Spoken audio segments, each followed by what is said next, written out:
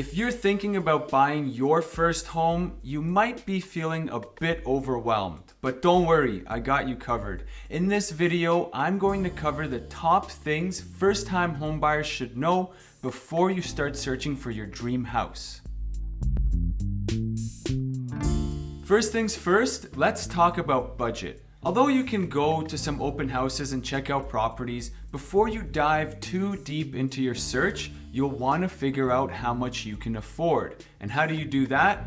Get a mortgage pre-approval. This not only gives you a clear picture of what you can afford, but it also makes you a stronger buyer when you do find that property that you want.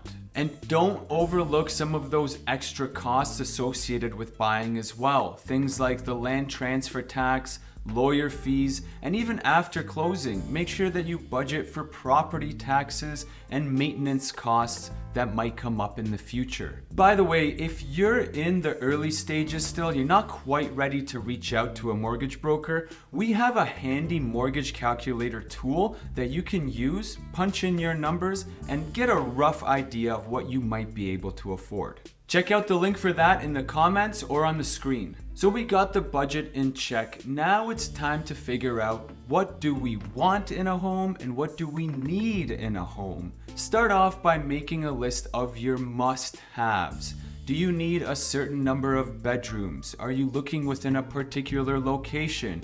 Do you need a certain number of parking spaces? Figure out all of these must-haves and write them down on a list. Then make a separate list for the nice-to-haves.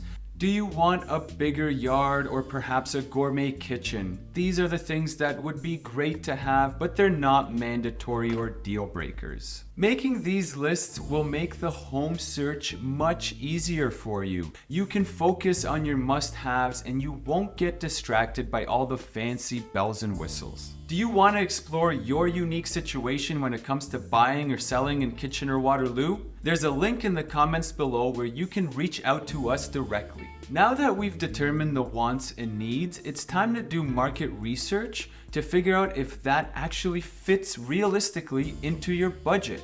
We'll also want to understand the market conditions. Is it a buyer's market or is it a seller's market? This can significantly impact how quickly you need to act and how much negotiating power you have. Additionally, you'll want to research the neighborhoods that you're interested in. Take a look at the school districts, the crime rates, commute times, and the amenities. Let's talk about the home buying process. If you haven't already, you'll want to find yourself a trusted realtor like yours truly that can help guide you through every step. Really, this should be step one in the whole process. As realtors, our job is to make this process as simple and easy as possible for you because we know how stressful and complicated it can get. We'll guide you to a trusted mortgage broker to help with that pre-approval. We can help you figure out your wants and needs and iron out those details.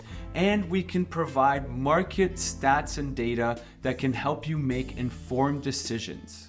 On top of that, we'll navigate the offer process, negotiate on your behalf, and make sure all the legal paperwork is in order.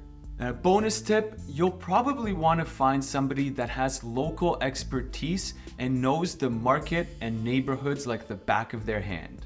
Remember, buying a home is not just about finding a place to live, but it's actually a long-term investment. You'll want to consider the home's resale value and the neighborhood's ability to develop over time. Also, every mortgage payment that you make builds equity, which is money in your pocket down the road. So while it's important to love your home, it's also important to think about its potential as an investment. Look, I'm not gonna sugarcoat it. Buying a house can feel like an emotional roller coaster. You might fall in love with a house just to have your offer rejected, or you might feel overwhelmed by all the decisions that you need to make. My advice? Stay level-headed and don't get too excited until the deal is sealed.